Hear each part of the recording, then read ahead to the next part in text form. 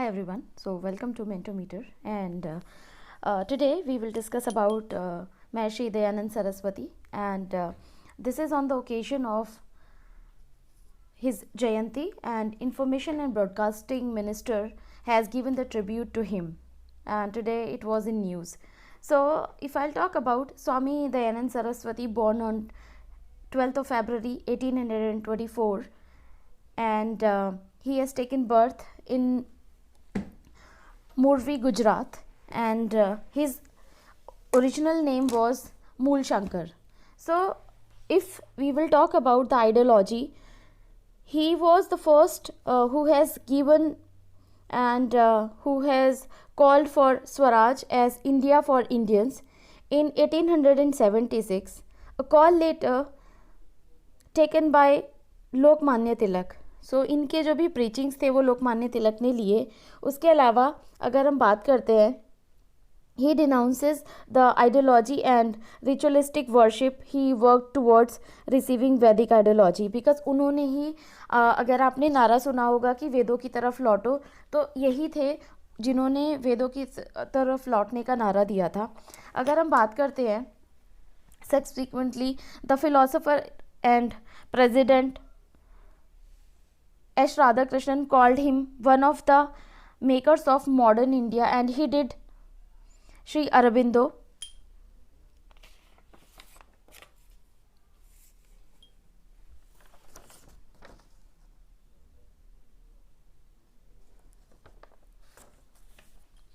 If we will talk about historical contribution, and Swami Dayanand contributed a lot in Indian society in terms of everything, in terms of evolution in education system, evolution in sociological structural changes. So he wrote his commentary on the Vedas from Vedic Sanskrit, in Sanskrit as well as in Hindi. So दोनों हिंदी और English दोनों में ही इन्होंने लिखा था, और संस्कृत और हिंदी में ही लिखा था. उसके अलावा he founded Arya Samaj on 7th of April 1875. ये काफ़ी इम्पॉर्टेंट दिन है in terms of prelims perspective, because prelims में जो questions आते हैं, I have mentioned 2 or 3 model questions here, and one question is from UPSC, and apart from this UPPCS में भी इस टाइप के क्वेश्चंस आते हैं कि कौन से मतलब कौन से महापुरुष ने कौन से समाज का एस्टेब्लिशमेंट किया था.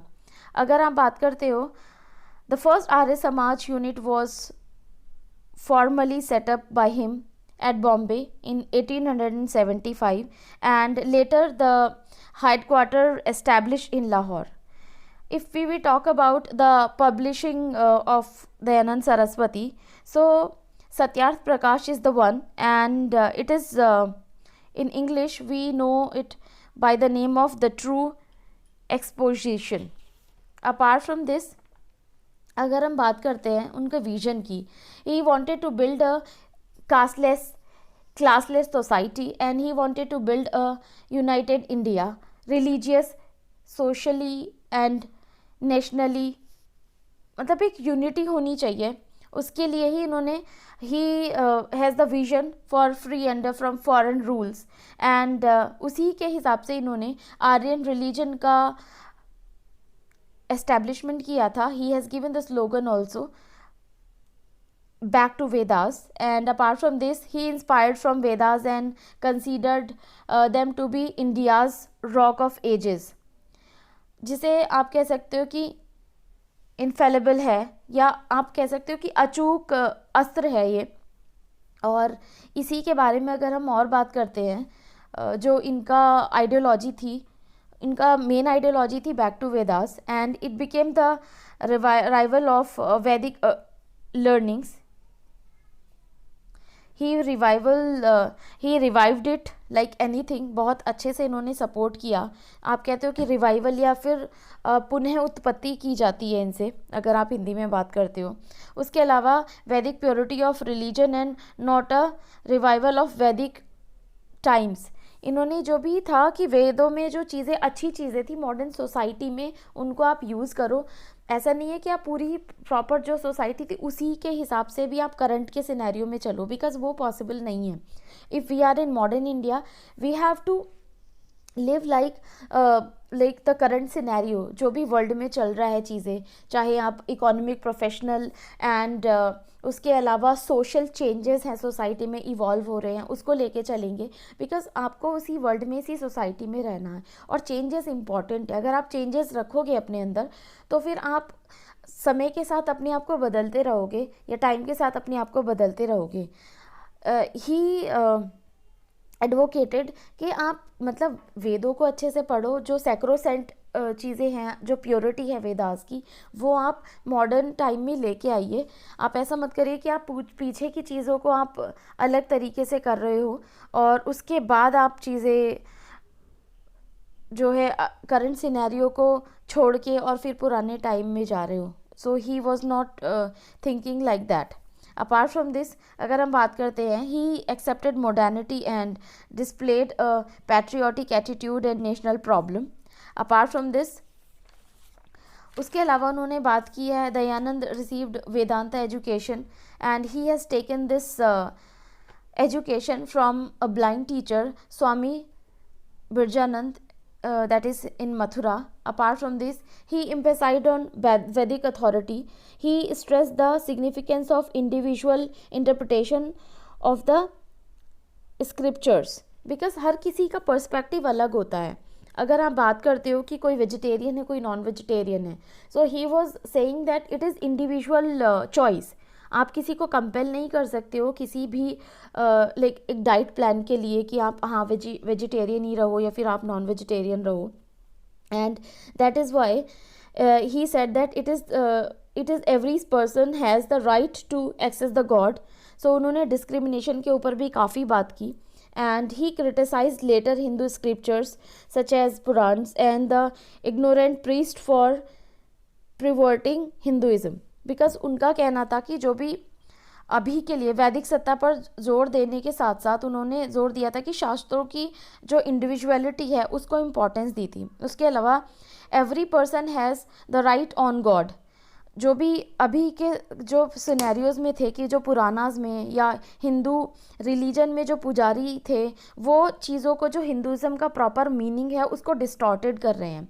इसीलिए उन्होंने साफ साफ बोला था, he believe in theory of karma. वो किसी कास्ट सिस्टम में बिलीव नहीं करते थे। He said that Dayanand launched a frontal attack on Hinduism orthodox caste rigidities पे भी उन्होंने बात की, अनटचेबिलिटी पे बात की। वो कहते थे कि किसी को जो कास्टिज़म है या किसी की कास्ट है तो वो उसके बर्थ पे बेसिस नहीं होनी चाहिए। बिकॉज कोई अगर प्राउड फील कर रहा है कि हम ब्राह्मण, क्षत्रिय, वैश्य और शूद्र हैं, तो वो उनका क्या कंट्रीब्यूशन है, उनका ये पूछना था कि उनका क्या कंट्रीब्यूशन है इसमें। Because it is just a destiny कि आप किसी पर्टिकुलर फैमिली में बर्थ लिया है आपने, वेदर इट इज़ पुअर और रिच। तो अगर आप रिच फैमिली से हो तो आपको उस चीज़ पे प्राउड नहीं करना चाहिए। It is the destiny that you have taken the birth on particular community and particular family. So आपका उसमें क्या है, क्योंकि जो कर्मा से आप चीज़ें गेन कर रहे हो वो एक अलग चीज़ है। बिकॉज आपके कैपेबिलिटी क्या है ये आपके ऊपर मैटर करता है, आपकी फैमिली क्या है उससे मैटर नहीं करता।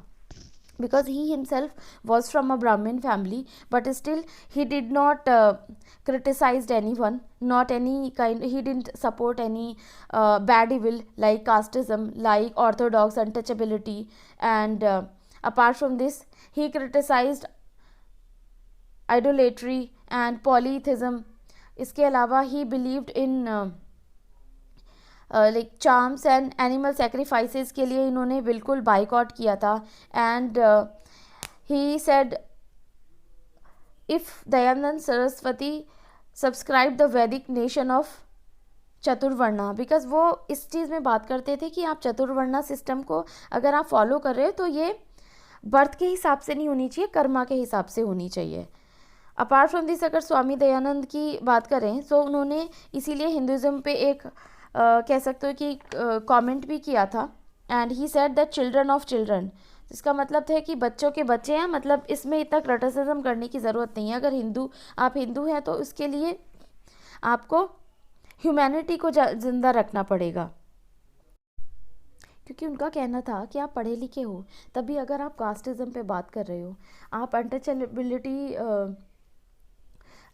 अपने सोच में रखते हो, अगर आप डिस्क्रिमिनेशन रखते हो अपनी सोच में, तो फिर आपके पढ़ने लिखने का कोई फ़ायदा नहीं है, क्योंकि ये सारी चीज़ें ऐसी हैं कि ये आपके थॉट प्रोसेस को शो करती हैं कि आप किस तरीके का सोचते हो। अगर मैं बात करती हूँ, बिकॉज ये सारे थॉट प्रोसेस दयानंद सरस्वती के थे। If we are thinking like a bureaucrat, तो हमें वो चीज़ें डेवलप करनी पड़ेंगी अपने माइंडसेट में। हम नॉर्मल जैसे एक नॉर्मल पर्सन है जो कि यूपीएससी या किसी भी सिविल सर्विस की प्रिपरेशन नहीं कर रहा है, तो वो अलग माइंडसेट रखेगा। बट अगर आप इस सर्विस में आना चाहते हो, तो आपको सोसाइटी के बारे में जो भी चेंजेस करने या जो भी चीज़ें बैड इविल है सोसाइटी में, उसको दूर करने के लिए कोई ना कोई ऐसा लॉन्ग प्रूफ कदम आपको उठाने पड़ेंगे, या आपको सोच वो डेवलप करनी पड़ेगी, क्योंकि इंटरव्यू में जो आपकी थॉट प्रोसेस है वो फॉलो की जाती है। That was the main thing. And इसीलिए ये प्रोसेस जो है ना, एक ऐसा प्रोसेस है कि आपको ये जीना पड़ेगा।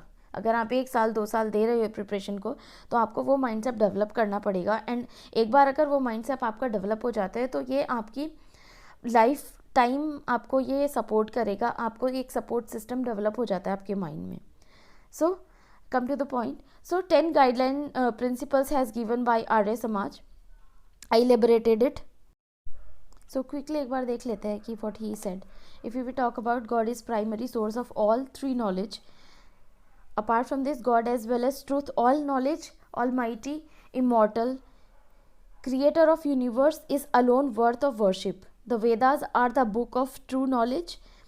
An Aryan should always be ready to accept truth and abandon untruth. कि सच्चाई को हर आर्यन को एक्सेप्ट करना चाहिए और अनट्रुथ को उन्हें झुटलाना चाहिए। धर्मा, आर्य समाज के लिए धर्मा और दयानंद सरस्वती के लिए dharma was that is due consideration of right and wrong, guiding principles of all the actions. The principal aim of the Swaraj is to promote world well-being in the material, spiritual and social sense. Apart from this, everybody should be treated with love and justice. So everybody has this right to be get the love and affection from everyone. Ignorance is to be dispersed and knowledge should be increased. We should also open our hands with full heartedly. किसी को भी help करनी है तो आप अच्छे से करो। ऊपर से किसी को भी अगर आप ऐसे ही कुछ भी बोलोगे, आपके मन में वो अप्रिसिएशन नहीं है दूसरे के लिए, तो आई थिंक फिर आपका ये चीज़ ना आपके थॉट प्रोसेस में डेवलप होती चली जाएगी धीरे धीरे। अगर आपके सो ही सेड कि जितनी भी इविल्स हैं आपको उसको हटाना चाहिए। बिकॉज एक ब्यूरोक्रेट का मतलब होता है, या फिर जब आप सोशल वर्क करना स्टार्ट करते हो या सोशल वर्क करने के बारे में सोचते हो, तो आपको जितने भी आपके अंदर थॉट्स हैं ना, वो सबको डिलीट करना पड़ेगा, उसके बाद ही आप किसी के लिए कुछ कर पाएंगे। So these are some preachings. Apart from this, he said ignorance is to be dispelled. So इसीलिए उन्होंने बोला था कि हाँ, जो भी किसी के बारे में कुछ गलत सोचते हो उसको अपने आप से दूर हटाना चाहिए, नॉलेज को स्प्रेड करना चाहिए। After that he said one's own progress should depend on uplift to all others. Because अपनी प्रोग्रेस आप करोगे तभी आप दूसरों को हेल्प कर पाओगे। अगर आप खुद ही फाइनेंशियली स्ट्रांग नहीं हो, तो अब आप किसी और को फाइनेंशियली सपोर्ट नहीं दे पाओगे। So that's what he said कि आप पहले अपने आप को चेंज करो, अपने आप के अंदर परिवर्तन लेके आओ, तभी आप ये सोसाइटी में भी चेंज ला पाएंगे। Last preaching was social well being of mankind is to be placed above individual well being. So he said कि जो भी सोशल वेल बीइंग है या मैनकाइंड है, सो इंडिविजुअल किसी पर्टिकुलर इंडिविजुअल के लिए होनी चाहिए ये, और पर ऐसा नहीं होना चाहिए कि सिर्फ किसी पर्टिकुलर इंडिविजुअल के लिए आप जो समाज की अच्छाइयाँ हैं उसको आप नेग्लेक्ट कर दोगे। So at the last there are like some important points जो कि आपको स्पेक्ट्रम ये पूरा कवरिंग है, तो आपको मुझे नहीं लगता कि कुछ भी जस्ट एक लेक्चर ये वाला देख के आप स्पेक्ट्रम देखिए। स्पेक्ट्रम के पेज नंबर 220 से 223 तक बस एक बार पढ़ना है, आपको पूरा ईजीली समझ में आ जाएगा। प्रीलिम्स के लिए बहुत इंपॉर्टेंट है ये। मेंस में ऐसा आपको लिए कोटेशन बहुत इंपॉर्टेंट है, जिसमें मैंने कम से कम 15-20 कोटेशंस इस वीडियो में दी हैं। So that will help you.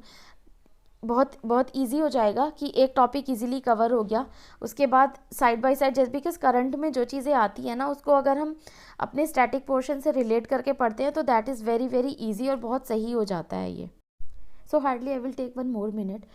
DAV colleges का इस्टेब्लिशमेंट किया गया उनके द्वारा, उसके बाद 1886 में लाहौर में। उसके बाद जब ये डीएवी कॉलेजेस का जो प्रॉपर कुरिकुलम था उसमें 2 मत थे, एक कॉलेज पार्टी और एक महात्मा पार्टी, 2 डिफरेंसेस हुए। उसके बाद कॉलेज पार्टी ने अलग अपना ग्रुप क्रिएट किया और महात्मा पार्टी ने अलग ग्रुप क्रिएट किया। सो कॉलेज पार्टी जो बिलीव करती थी वो जो करंट सिनेरियो के साथ साथ आप न्यू एजुकेशन सिस्टम को भी लेने के लिए कि इंग्लिश एजुकेशन के लिए भी सपोर्ट किया गवर्नमेंट करिकुलम में। उसके अलावा उन्होंने ये भी रीजनिंग दी कि ये जो न्यू एजुकेशन सिस्टम या इंग्लिश को आप इंक्लूड करो, आप ऐसा मत करो कि पुरानी एजुकेशन जैसे वैदिक सिस्टम को आप पूरा नेग्लेक्ट करो, but it is that this will give us opportunity to grow. So इसी में मैंने नोट्स का जो अटैचमेंट लगाया हुआ है हैंड रिटन का, आप एक बार इसके नोट्स देख सकते हो। That will be very easy to understand कि कॉलेज पार्टी और महात्मा पार्टी के जो भी फाइंडिंग्स थे और जिन्होंने उन्होंने जो कॉलेज पार्टी थी वो नॉन वेजिटेरियन को ऐसा नहीं था कि क्योंकि पर्सनल चॉइस थी तो वो उसके अगेंस्ट नहीं थी, बट जो महात्मा पार्टी थी वो कम्प्लीटली बोलती थी कि नॉन वेजिटेरियन होना ही नहीं चाहिए, and he was strictly opposing it. उसके अलावा कुछ पॉइंट्स थे 1900 में जो गुरुकुल स्टार्ट हुआ, गुरुकुल कांगड़ी आपने सुना होगा। सो ये पहले पाकिस्तान में था, गुजरानवाला में। उसके बाद ये हरिद्वार के पास, ये उत्तराखंड में है अभी। सो वो गुरुकुल कांगड़ी में शिफ्ट हुआ, एंड उसके बाद एम ऑफ गुरुकुल है वो आप एक बार देख लीजिएगा। So this is all about Dayanand Saraswati. So I hope you like, hope I am helping in your studies also, because उसके बाद ये टॉपिक कवर करने के बाद आपको कोई दूसरा सोर्स रेफ़र करने की ज़रूरत नहीं पड़ेगी, this I guarantee you. Thank you so much.